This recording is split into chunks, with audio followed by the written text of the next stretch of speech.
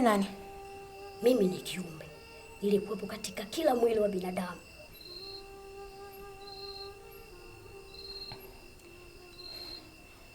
Sijakuelewa.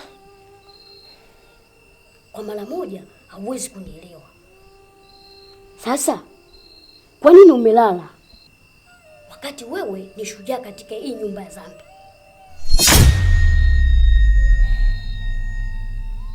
Mungu wangu, nyumba ya dhambi? Kivipi sasa? Na ushujaa wa nini? Upewa akili yako ni mkubwa sana, na una asilimia kubwa ya kuwakomboa wenzio katika hii nyumba kuliko hata huyo kiongozi wenu, na ni mchafu. Kuweni makini naye.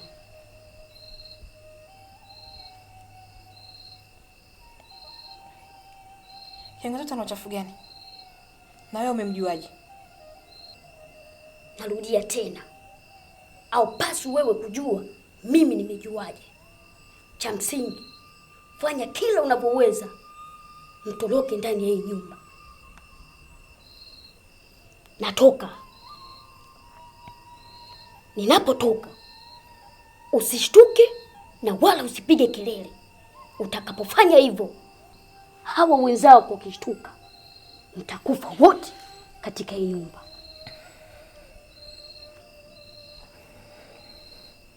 Lala na muamke kama mnapoamka siku zote. Kwa heri. Ngoja.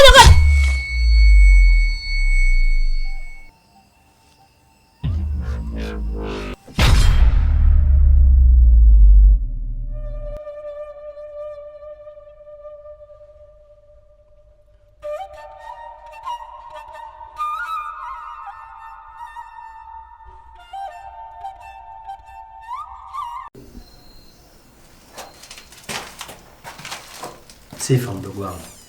Mbona unanichanganya? Una nini? Mbona nitisha? Eti ubaya wa sura yangu unasababisha na kutisha. Ile ubaya huo haulingani na ubaya wako ndani ya kifua na moyo wako. Unapata ujasiri leo wa kuongea maneno mazito. Si ndio? Inawezekana uzito wa maneno ufanane na uzito wa ubaya wako.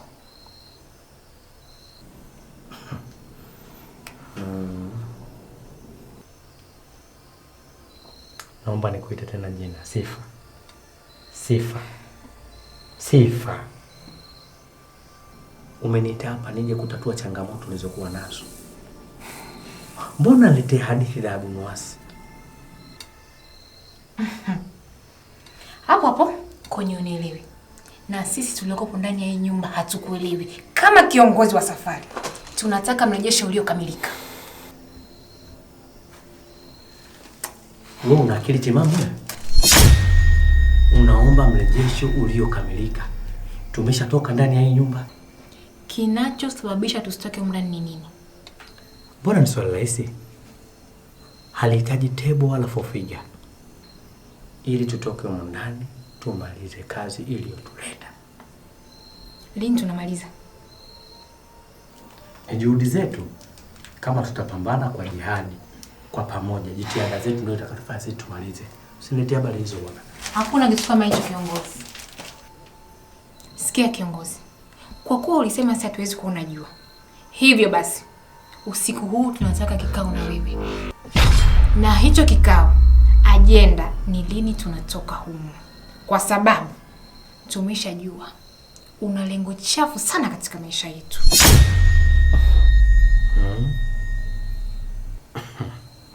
Akili yako bado haiko sawa.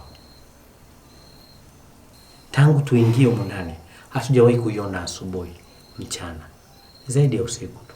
Kwa hiyo mimi niko tayari muda wote kuanzia sasa kwa ajili ya kikao.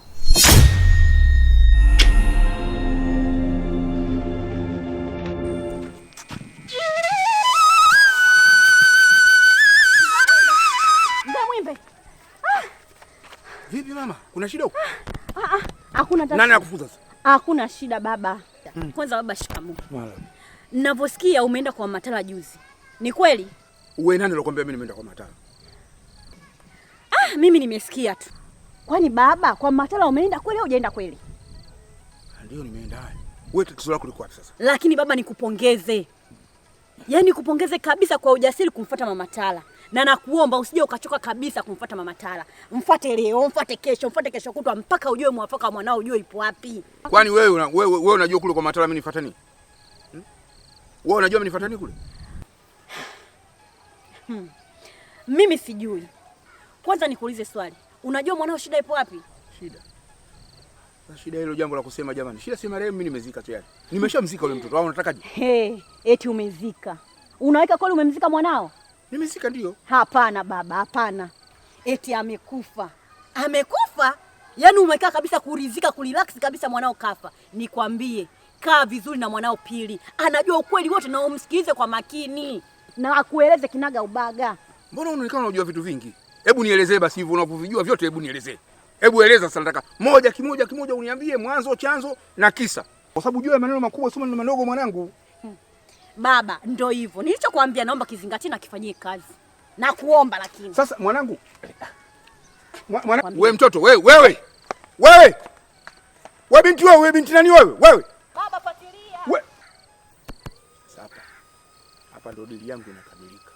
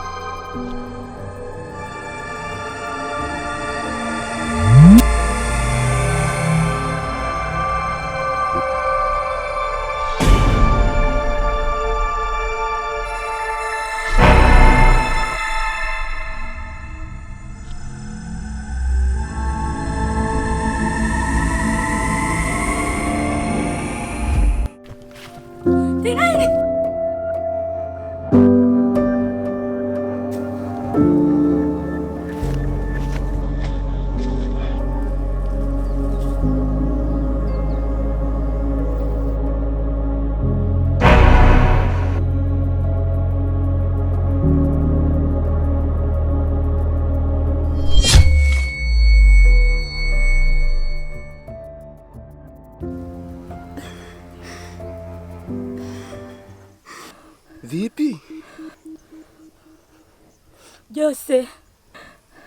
Jose kafanya nini? Amepotea. Kwani wewe una habari? Habari ipi?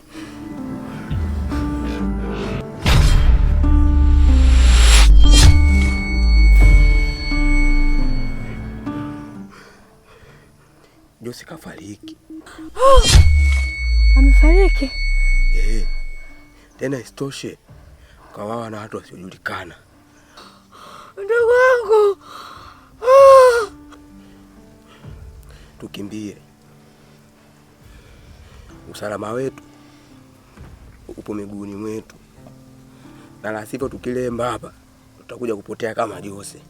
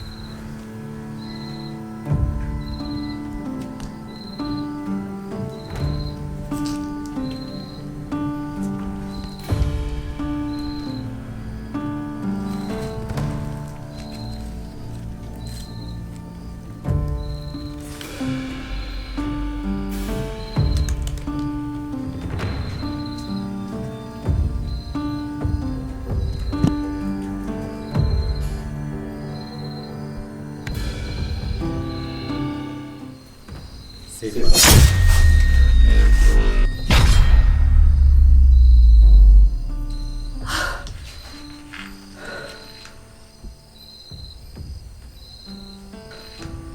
Bonjour.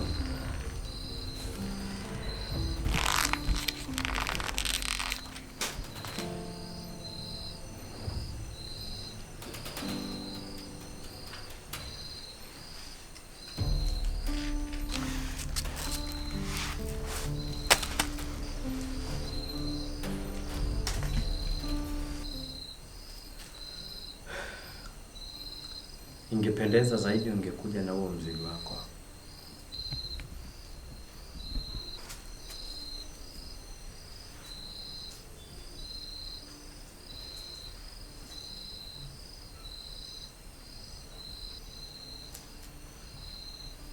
Ila una nini? Umesahau tulioambiana? Nilisemaje? Kwa nini kila wenzio tunapojitahidi kulitafuta pambazuko, wewe ndio unakuwa wa kwanza kutushindilia shimoni?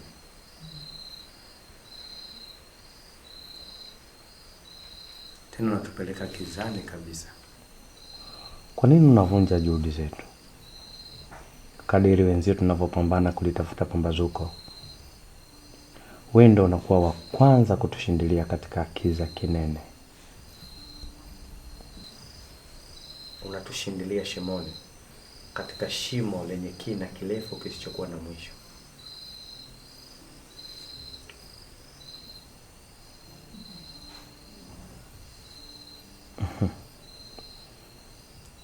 Ila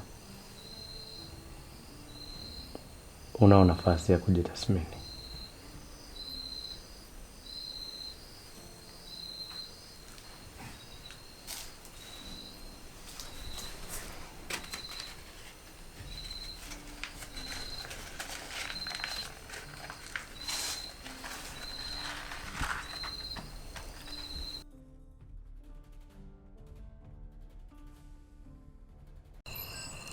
Bwana Dambwe, kwanza ni washukuru leo tena kukutana katika kikao hiki cha kuendelea kujadili gurudumu letu. Lakini mpango kazi wetu mbona hauendi? Hauendi kabisa. Nikizungumza hivyo, tangu tumeingia katika ile nyumba, nimefanikiwa kwa nafasi kubwa wale kuwaingiza katika huo mtego. Lakini bado hatujatafuta tunachokitaka. Hakuna hata siku moja ambayo tumefanikiwa kutafuta hiko kilichotupeleka mle ndani. Jambo tulilofaulu ni moja tu. Wale mabwana kweli masaa 12 ya jua huwa wanalala kutokana na zile dawa mnazoniletea. Wanakula, hakuna anayetambua kama kuna jua. Na hakuna aliyewahi kuliona jua. Wanaamka yale masaa 12 ya kiza. Sasa ni waombe jambo moja, ili tuweze kufaulu. Hata ule mpango kazi wetu wa damu za huku Uswahilini zinatakiwa zipatikane kwa wingi, lakini cha ajabu hamleti damu za kutosha. Mimi wiki hii nitawafurahisha. Nilikuwa bado sijajua nani naanza kumtoa katika wale ambao tumepanga kuwatoa. Nitamtoa mmoja sadaka miongoni mwa wanaonizunguka. Nadhani kwa hili tutauma meno. Ndio, tutauma meno.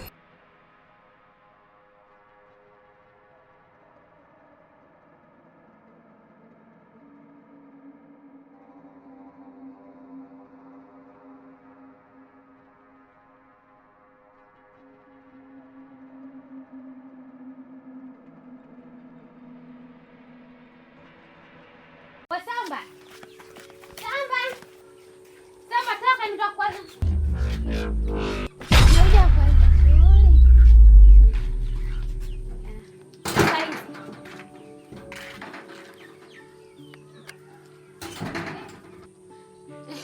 Sasa hizi.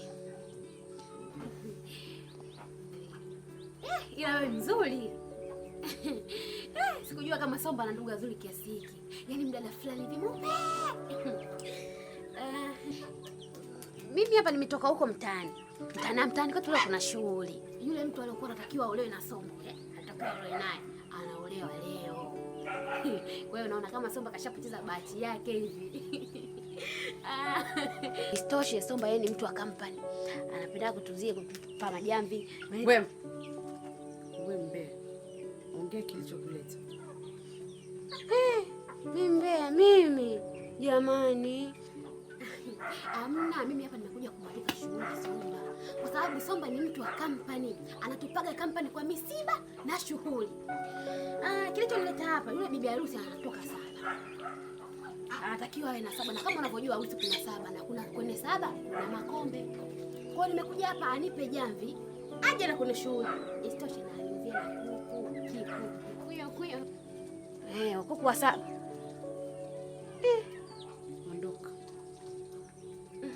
Ondoka. Ila kama mna kuku. Ondoka.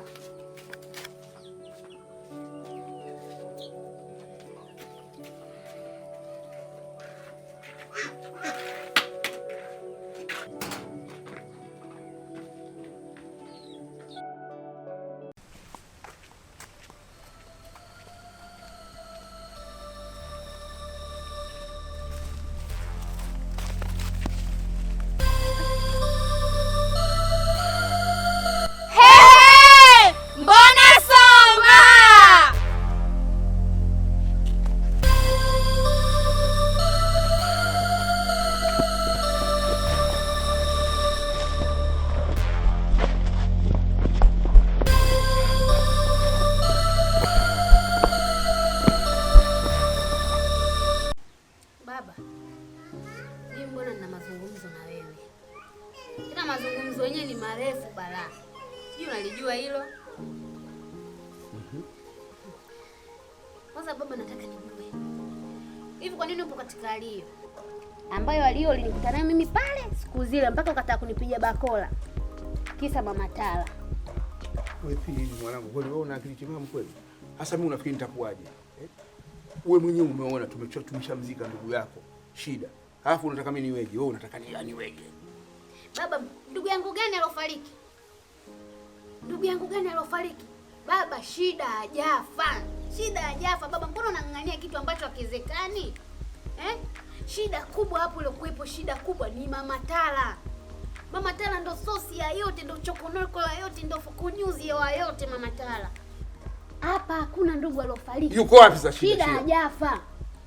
Hapa kuna shida na shida yenyewe sio shida, ni mama Tala. Mama Tala ndo shida yenyewe kushinda jina la ndugu yetu. Mama Tala yule ndo kamchukua shida kamweka msukule. Na kama ajeenda kumpeleka kule kwenye shamba lake la mipunga, sijui.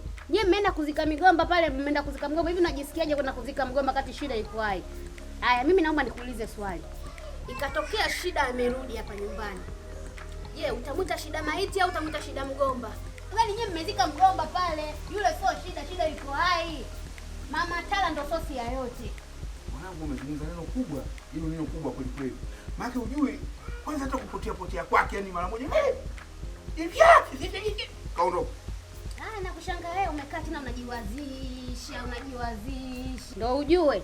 Alafu baba, kingine nakushangaa eti umeita ndugu zako wa wapi, wa ubabani, wa umamani. Kaita hapa majirani, sio kina nani, mnapika miubwa tena mijungu hiyo, misherehe, mipilau tena. Shida eti kafa. Hivi amuoni aibu? Haoni aibu hapa mtaani jamani? Basi.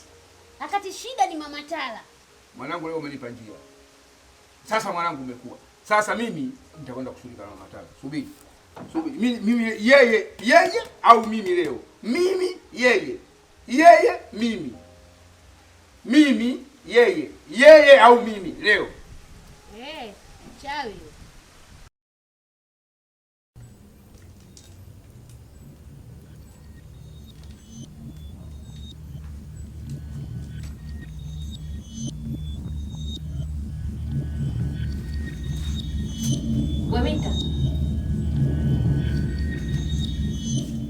Mita! Baba, shikamoo. Na bado utamkia mpaka vibwengo. Shenzi zako wewe. Haya, marhaba mwanangu. Au kumbe Sifa Kuna nini? Mbona hivyo? Mbona hivyo? Wewe ndio ulikuwa unatetea wewe. Haya, inuka hapo na uje uone unatendeka kwenye hili jumba lako.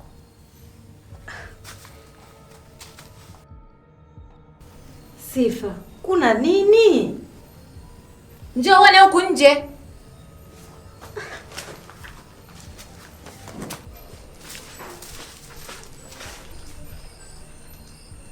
Njoo.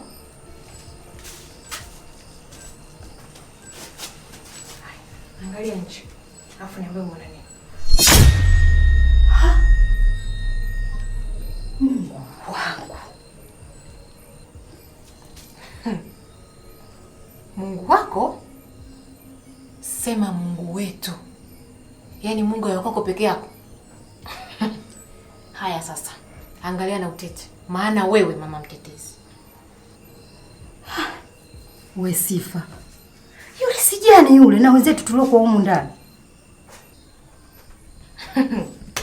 Unabwata. Hapo awali ulikuwa na mtiririko mzuri wenye ujazo wa kufafanua mambo. Ila sasa ushapumbazwa, maskini wewe. Sifa, usiongee hivyo. Ukiongea hivyo utakuwa unakosea. Ina maana wenzetu wanatoka nje, ila sisi tunashindwa kutoka nje. Wao kama nani na sisi tushindwe kutoka nje kama nani?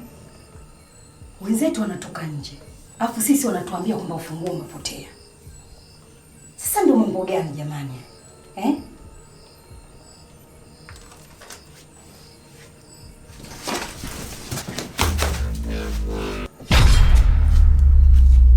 Mna nini?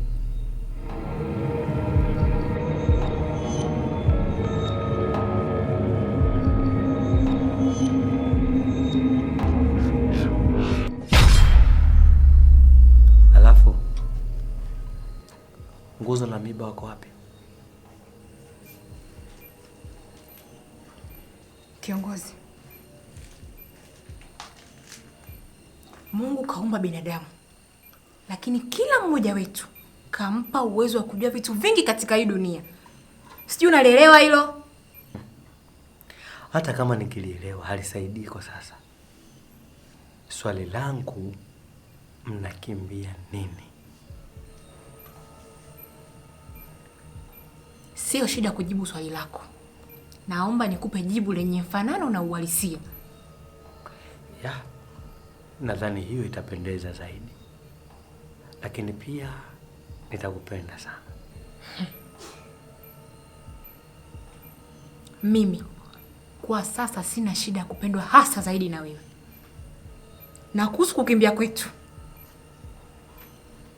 tunajidanganya. Mnajidanganya? Tunasema tunajidanganya. Maana tulichokimbia huko, tunashangaa kipo mbele yetu. Mlichokimbia nyinyi mmekiona au mmekisikia?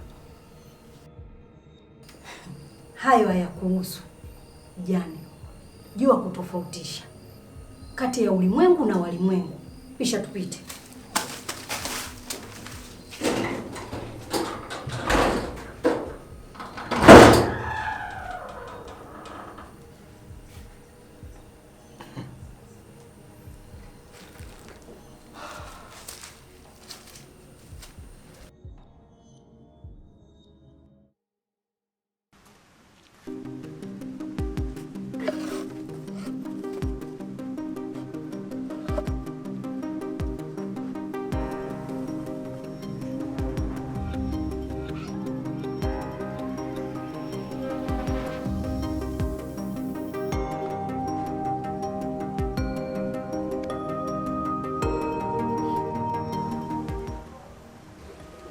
Mzee Mwimbe, na leo tena umekuja tena. Haya, kuna nini? Maana naona kama kaida yako umekuja huna salamu, kigodo umekitoa juani umekileta kivulini we mwenyewe na umekaa kimya kana kwamba uko nyumbani kwako na umekuja kwangu. Haya, niambie leo nikusaidie nini? Maana ninaona shari unazidi kuziendeleza. Ile shari nilokuja nayo siku leo shari ndio imezidi. Shari leo imezidi. Yaani naona mashetani yangu kama nataka kukumkata mtu. Leo shari leo ndio mimi wasiwasi kweli kweli. Yuhanasi hasa leo. Basi umenikatia mwanangu. Umenikatia mwanangu. Sikiliza mpaka mgomba nimezika. Sikiliza wewe mzee. Hii mara ya pili unakuja kwangu kunipa shutuma ambazo sizielewi. Mara ya pili.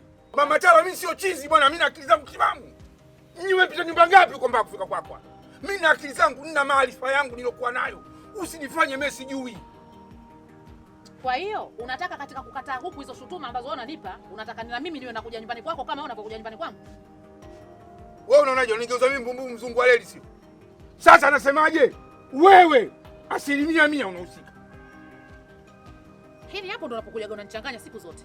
Alafu ukija hapa nyumbani kwangu usije ukahisi mimi nakuogopa wewe mtu mzima. Sikuogopi. Ila huwa anaweka akiba ya maneno kwa kukuheshimu kwa umri wako. Hivi huyo Shida apotee wiki 2 niwe ninahusika mimi. Mimi mama yake mdogo, mama yake mzazi, mimi nahusika na nini na familia yako? Wewe unahusika bwana kelele. Maana kulifanya unalijua, alafu unajifanya ujui. Silijui. Mwanangu Shida hayupo mpaka nimezika mgomba, maana yake nathibitisha kwamba kafa. Wewe ndio siri ya haya mambo yote. Unajua hii habari ya Shida. Wewe unajua fika. Usijitoe fahamu kwa hili.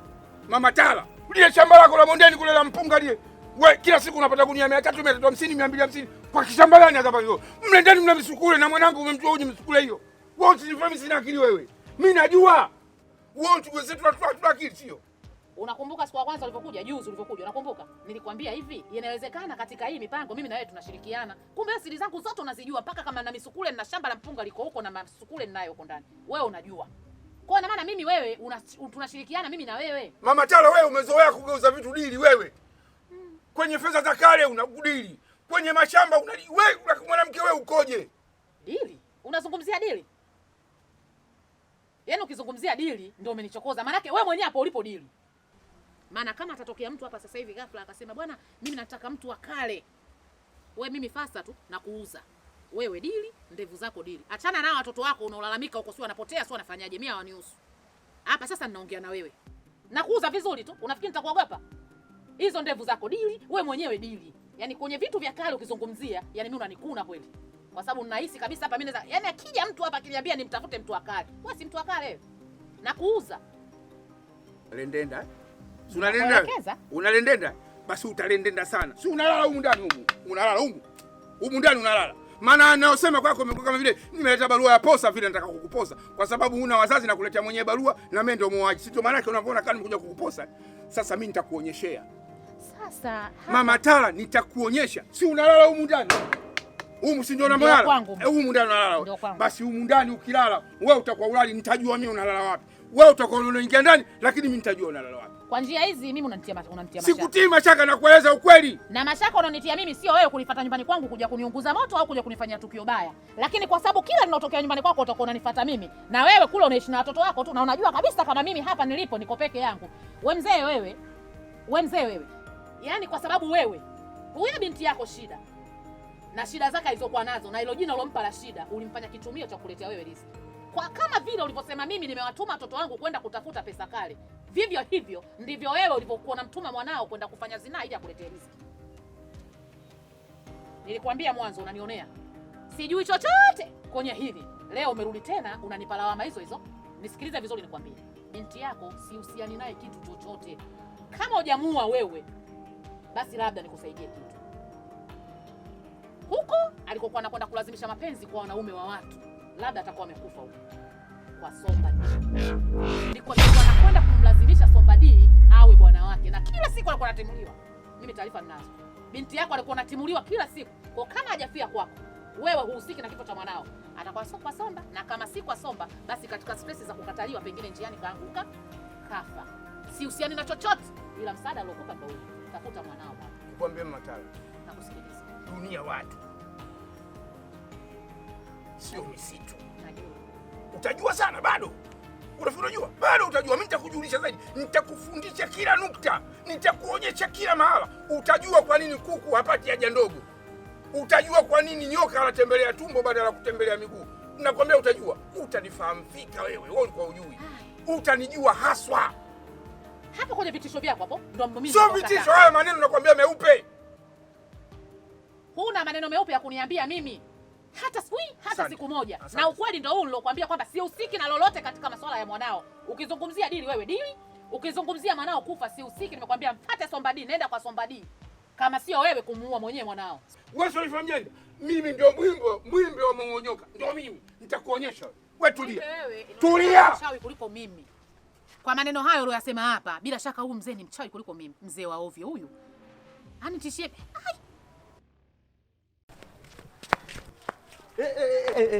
Aya, unaenda wapi? Mbona umenistua? Vipi kwa nini?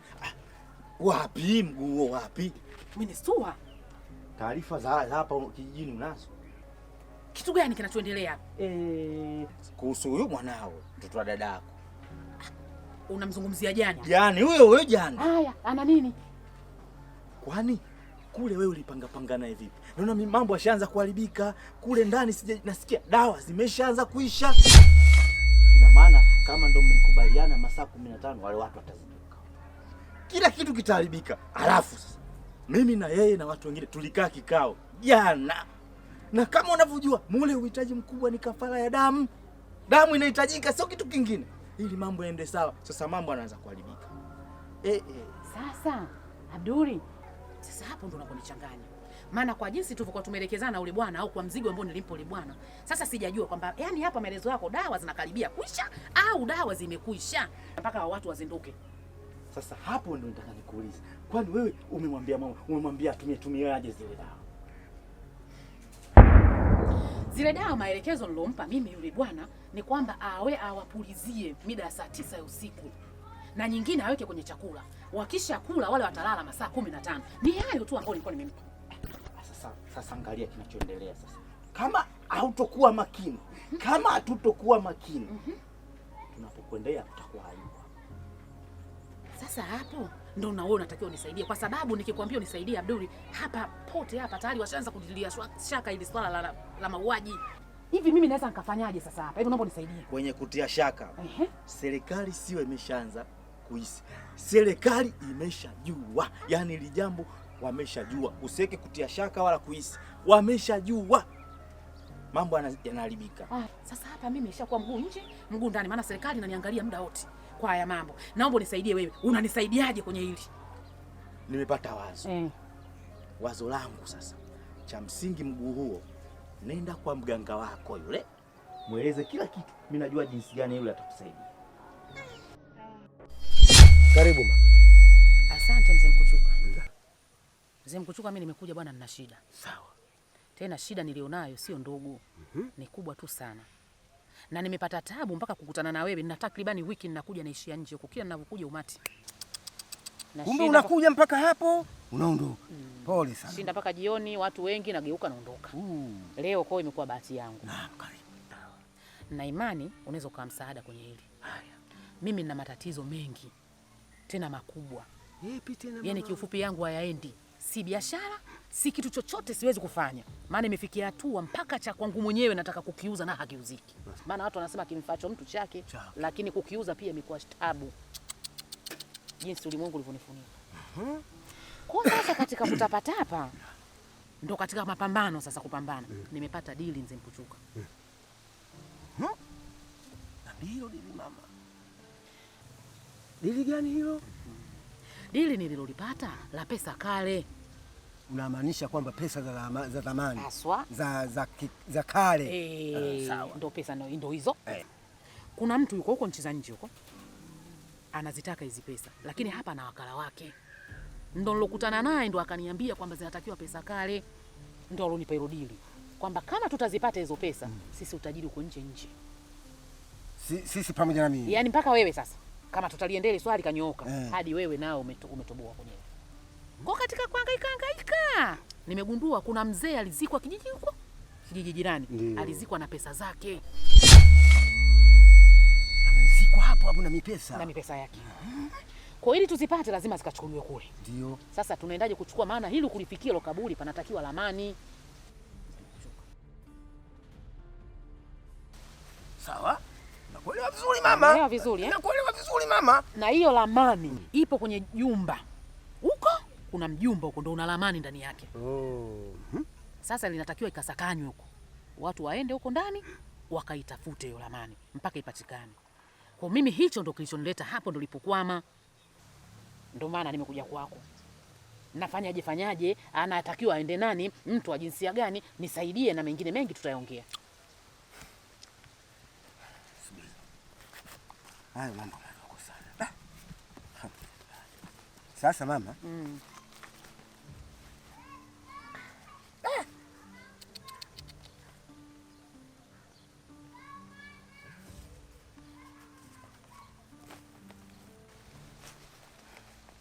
Leza mkono huo. Nyosha, fanya hivi.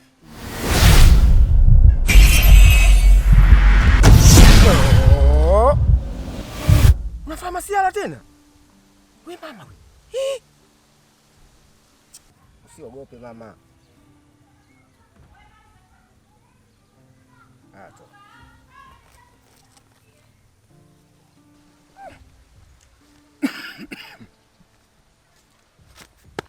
Mama. Hapa kuna kazi moja uifanye. Unatakiwa umtume mtoto wa damu yako, lakini si wa kuzaa mwenyewe. Sawa? Ndio tutafanikiwa hapa. Unayo? Sasa hapo kwenye mtoto wangu wa damu alafu si wa kumzaa mimi mwenyewe. Yeah. Unamaanisha nini? Nifafanulie. Awe wa shangazi au wa kaka yako au yoyote katika koo lenu, chagua mmoja. Kijana pale nyumbani naye. Na nimejaribu kukaa naye kitako, baada ya kupata hizo taarifa nimeongea naye, anaonekana kaelewa. Oho, sawa.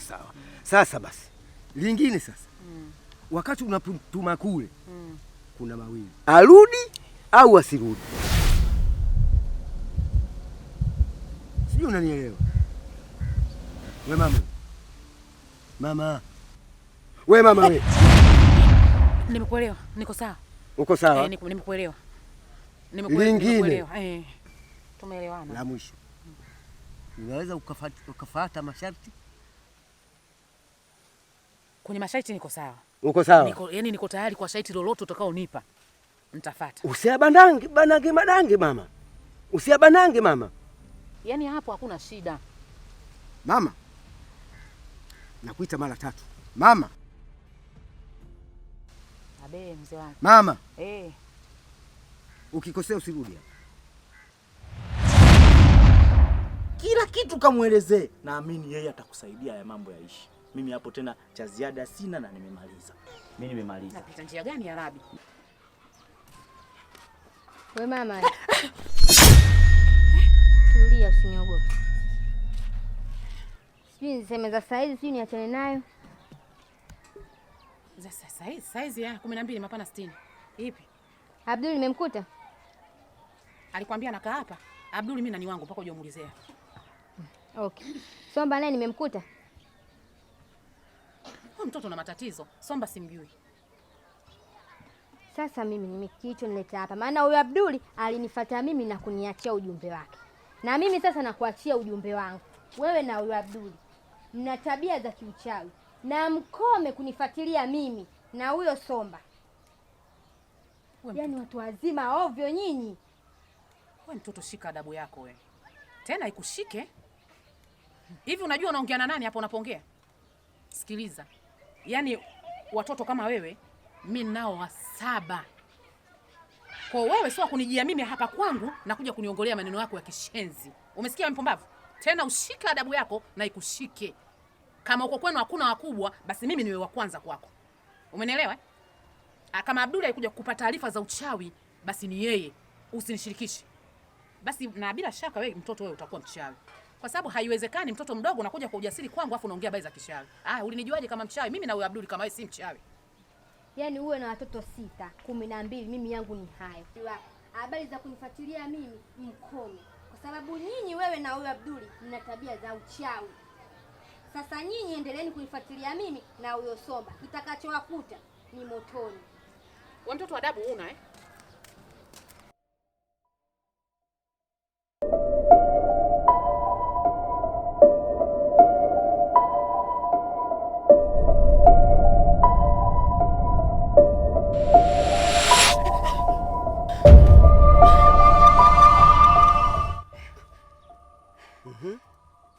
Vipi? Nimekuwaje? Mzee Mkuchuka. Nimekuja. Mganga, mimi nimekuja, mambo yanazidi kuharibika kule. Mambo nyumbani kwangu sio shwari kabisa. Sio kule kwa ule kijana ambako tumemtuma, wala sio nyumbani kwangu. Yameharibika, meharibu. Yamekuwaje kuwaje katika kuharibika huko? Kama kuharibu wewe mwenyewe. Maana hapo kwangu mara aje mtu anguke uwanjani. Sidhani kama kuna lolote nililipindisha katika yale ambayo umeniambia. Lakini hajabu ni kwamba huko waliko au vijana mambo yashaanza kubadilika. Kabla hata mambo hayajatimia au malengo yetu hayajatimia. Lakini nyumbani kwangu ndo usiseme. Ama askari wanageuza pale kama kituo cha polisi. Maaskari haji bila kumchokoza. Askari yoyote ukimwona amekuja kwako, basi ujue wewe umekorofisha wewe mwenyewe. Serikali umeshaichokoza hiyo, umeitingisha. Lazima aje askari kukukamata, wajibu wake. Kama mnakosea lazima kukata mate, na kama umewakosea katika nchi hii lazima, kama umevunja adabu lazima wakufikisha hata mahakamani, hata polisi, hata kufungwa. Na kuelewa? Umenielewa? Kweli kabisa ndio ilivyo. Lakini shida ipo, nimeichokoza kivipi? Na walijuaje hizo habari ambazo sisi tumezifanya mpaka wanafikia hatua ya kuja pale nyumbani? Poteza kabisa masharti yenyewe ambayo nini ukwambia. Sasa hapa Mzee Mkushuka unaniacha njia panda. Nimekwambia kile ulichonielekeza ndio nilichokifanya. Unavyonisisitizia kwamba mimi nimeharibu kipande kipi? Haya. Unaua. Naua? Naua kivipi? Damu yako ndio yuharibu. Damu yangu kivipi? Wewe una mtoto wa kike? Naye. Sasa mtoto wa kike kafanyaje? Unaye. Huyo ndio muuaji sasa. Anachinja watu, anakabua watu utumbo, anafanya vurugu. Ndivyo nilivyokuambia. Umepaelewa hapo Huyo ndio anaomaliza huyo. Akiharibu yule ndio umeharibu wewe. Wewe upaoni hapo. Sawa, nimekuelewa. Lakini mimi siyajui anayofanya ubinti wangu. Sasa nikwambie. Hamna siku alikuonyesha kisu. Hamna. Hebu kumbuka kwanza. Ndoto ndio wote kwa nguvu, kwa nini wote kimya kimya?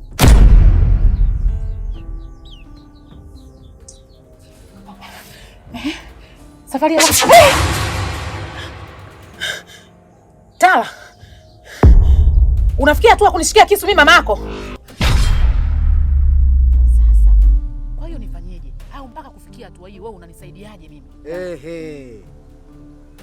Itabidi uende kule ukamchukue pamoja na kisu chake aje hapa. Alafu tujue nini la kufanya sasa. Lakini si kama si hivyo basi umeshalipa. La sivyo au tumalize kabisa huko. Hapana. Kuwa kitu cha rahisi tu, mimi naweza kummaliza yule. Hapana, usimalize. Wala sina nia kabisa kumuondoa binti yangu. Ila hapa msaada mkubwa au cha kufanya mimi nende nikakikazie ni kwenda kumtafuta yeye na kumleta hapa kwako. Lakini sio kumuua babangu. Mimi kama umechelewa sana namaliza kule. Hapana. Namaliza kule. Hapana, ngoja mimi niende nikamtafute. Nitaenda kulipambania hili. Taina. Mimi sio Taina. Wewe kaka, mimi sio Taina. Samahani nimekufananisha. Habari yako? Nzuri, ya kwako? Salama. Kwa nini umelala hapa? Kuhusu swala la mimi kulala hapa, sidhani kama inakuhusu. Lakini umeniita Taina. Taina ni nani? Ni msichana anaofukuzwa na kupotelea huko. Anafukuzwa? Anafukuzwa na wakina nani? Na kwa nini wanamfukuza? Anafukuzwa na watu wasiojulikana. Hivi hauna taarifa yoyote ya mauaji yanayoendelea hapa kijijini? Mauaji? hapa kijijini. Sasa basi, kuna mauaji yanaendelea hapa kijijini, pana mauaji na wanaokufa ni sisi vijana wa kiume, ila muuaji ni mtoto wa kike.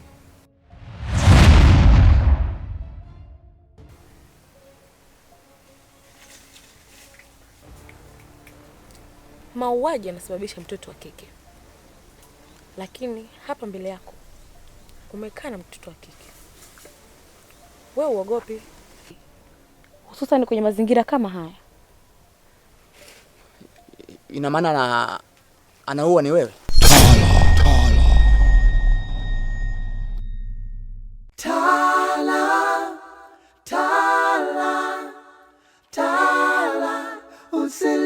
Somebody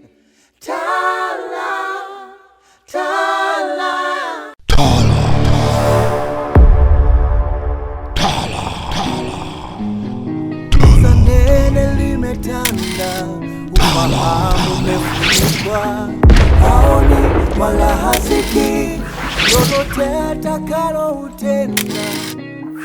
Moyo umejaa makovu, siku zimejaa simanzi. Nani wako mtafunga faraja, arudi kama zamani. Tala, tala, tala,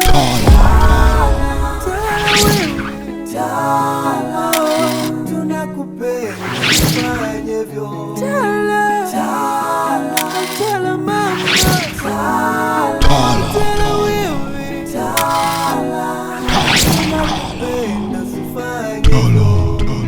Makosa yafanywayo jana ndiyo mabaya ya leo, yanatia uchungu, yanaleta kero.